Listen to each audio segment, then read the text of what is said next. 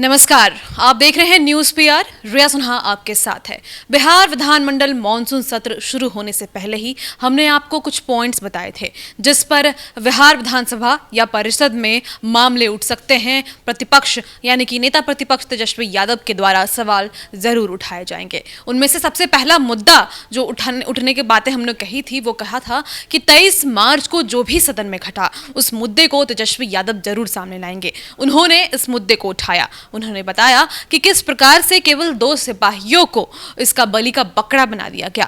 और फिर उन्होंने ये भी कहा फिर तो ऐसा भी हो सकता है कि किसी भी विधायक को कोई पुलिस कहीं भी गोली मार दे और उसके बाद कार्रवाई के नाम पर आप 2 सिपाही या 1 सिपाही को निलंबित कर दो या फिर उन पर कार्रवाई करो। इस मार्च को जो घटना हुआ, जो काला दिन के रूप में सारे देशवासियों ने देखने का काम किया, हम चाहते हैं महोदय जो शर्मसार हुआ लोकतंत्र, जहां अध्यक्ष बैठ जाइए, शांति बनाए रखिए। नहीं अध्यक्ष बैठ जाइए। नेता प्रतिपक्ष आप बैठ जाइए, आप बैठ जाइए। बोले एक बात सोचना पड़ेगा कि लोकतंत्र के मंदिर में विधायकों की अगर पिटाई होती है तो विधायकों की क्या मान सम्मान रह जाएगा। आप देखिएगा कार्रवाई जो भी हुई, लेकिन 2 मात्र पुलिसकर्मी जो हैं सिपाही, उनको निलंबित किया गया है। आज विधायक को महोदय जो है मान सम्मान, कल को कोई भी विरोध करेगा, सत्ता आती जाती रहती है, कल को फिर से ऐसा वातावरण होगा महोदय तो कल को कोई भी पुलिस वाला विधायक को गोली मार देगा, फिर कार्रवाई के नाम पे 2 सिपाही को आप निलंबित कर दीजिएगा।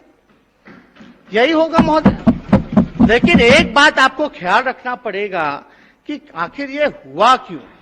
हम नहीं चाहते महोदय कि हम इस पे ज्यादा विश्लेषण करें, लेकिन आप बहस अगर करा देते तो सारे सदन में जितने पार्टियां हैं, ऑल पार्टी के लोग जो है, सबको टाइम अलॉट हो जाता, सब अपनी बात को रखते महोदय, और एक आपको भी मौका मिलता महोदय, जो दाग लगा है उस दाग को धोने का भी मौका मिलता।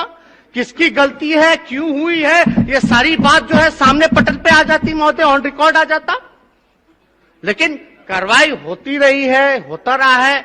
कुछ लोग तो कुछ भी लोग कहते रहते हैं, लेकिन हमारा ये है, अब विधायक लोग का तो फंड भी ले लिया गया।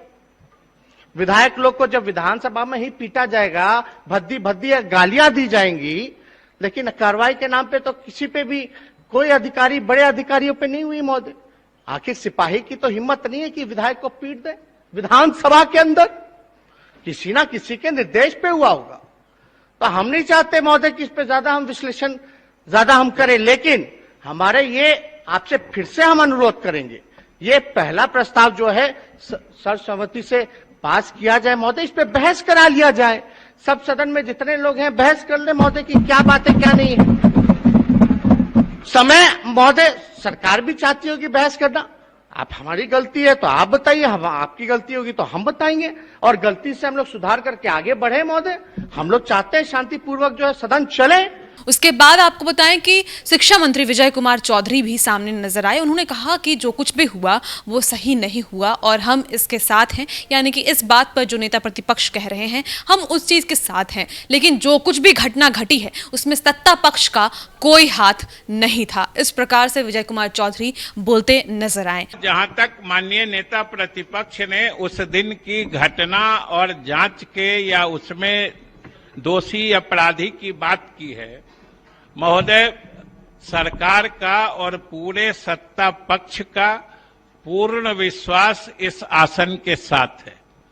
और उस दिन चाहे सदन के अंदर जो घटनाएं घटी या सदन के बाहर जो घटनाएं घटी, संयोग से सभी कुछ बाहर भी व्हाइट लाइन के अंदर है, जो बिल्कुल आपके विशिष्ट क्षेत्राधिकार में है। उसमें सरकार की कोई चलती नहीं है, सरकार कहीं मायने नहीं रखती है, सरकार की कोई भूमिका नहीं है। यहां पर जो आप कहेंगे वही होगा। और हमने पहले भी कहा है कि सरकार पूरे विश्वास के साथ, और अंत में महोदय हम यही कहेंगे कि हमारे बहुत सारे, अरे घबरा कह रहे हैं, हमको ऐसी बात तो कह नहीं रहे महोदय। जो शांति। जो नेता प्रतिपक्ष ने कहा है वो सही कहा है, सारी चीजें आपके संज्ञान में है और हमने कहा कि हमको पूर्ण भरोसा है इस आसन पर कि आप वीडियो फुटेज देख ले, सारे चीजों जो जिनके कारण उस दिन अव्यवस्था फैली, हम तो यही कहते हैं कि जिनके कारण अव्यवस्था या उस दिन का काला अध्याय बिहार के विधायिका में जुड़ा, उनको आप चिन्हित करके, चाहे सरकारी अधिकारी हो या माननीय सदस्य हो, जो भी इसके लिए जिम्मेवार हो, आप कार्रवाई करिए, सरकार आपकी कार्रवाई के साथ। और उसके बाद क्या बोल रहे हैं तेजस्वी यादव, हम आपको सुनाएंगे। तेजस्वी यादव ने कहा कि ये क्या बात हो गई, सुप्रीम कोर्ट और हाई कोर्ट ने भी माना है कि आपने जो भी कुछ किया है, मतलब बिहार में जो भी कुछ होता है उसमें पुलिसिया राज सबसे ज्यादा है, बिहार में पुलिसिया राज है। आप सुनिए क्या कुछ कह रहे हैं नेता प्रतिपक्ष तेजस्वी यादव। अब बात मंत्री जी के बात से यह स्पष्ट हो गया कि अधिकारी लोग कोई जिम्मेवार नहीं है, उनको क्लीन चिट देते हैं। जो बातें में आई यही बात है, लेकिन कुछ मंत्री जो है आपके ही अधिकारी पर इल्जाम लगाते हैं। अब हम तो कहना नहीं चाहेंगे, लेकिन महोदय मंत्री जी ने सुप्रीम कोर्ट का हवाला दिया। आसन सब चाहेंगे कि इधर थोड़ा ध्यान दे ताकि मेरा भी कंसंट्रेशन बना रहे। तरफ ध्यान है, डिप्टी सीएम हमारे तरफ ध्यान आकृष्ट करेंगे। अध्यक्ष महोदय, सुप्रीम कोर्ट का जिक्र किया, लेकिन 15 दिन पहले सुप्रीम कोर्ट ने क्या कहा कि बिहार में कानून का राज नहीं है बल्कि पुलिस का राज है। पटना हाई कोर्ट ने कहा कि ये गवर्नमेंट जो है माइंडलेस गवर्नमेंट है।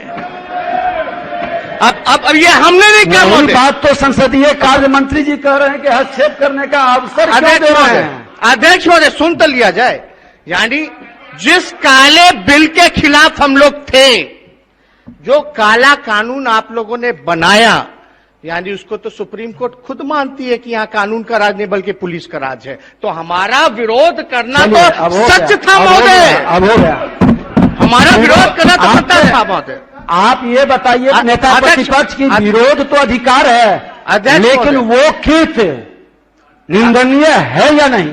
अध्यक्ष महोदय, सरकार को किस बात की हड़बड़ी थी?